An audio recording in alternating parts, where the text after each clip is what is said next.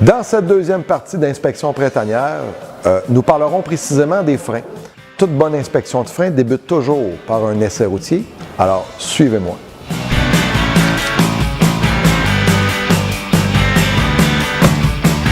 Alors voici quelques symptômes que vous pourriez ressentir lors de votre essai routier.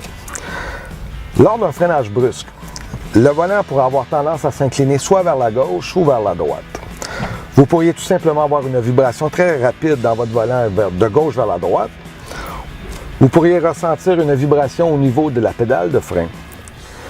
Et lors du stationnement, surveillez la hauteur de votre levier lors de l'application. Théoriquement, il devrait monter à une hauteur d'environ 30 %.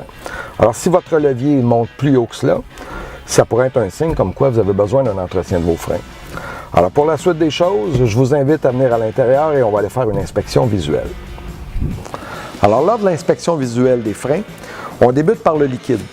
Alors, si le liquide a un niveau qui est bas, ça pourrait être un indice de fuite ou un indice d'usure de plaquettes. Et si le liquide a une couleur beaucoup plus foncée que la normale, ça pourrait être un problème de présence d'humidité dans le liquide de frein. Alors, au niveau de l'inspection des freins, il y a plusieurs composantes à vérifier. Alors, s'assurer du bon état des boyaux, du disque, de l'étrier, ainsi que des plaquettes. Alors, au sujet des plaquettes, votre garagiste utilisera une règle spécialisée afin de mesurer l'épaisseur de ceux-ci et finalement, même peut-être prévoir le nombre de kilométrages qu'il reste à faire avant la fin de leur vie. En terminant, je vous conseille fortement de discuter avec votre garagiste au sujet d'un entretien préventif des freins, ce qui permettra de prolonger leur durée de vie.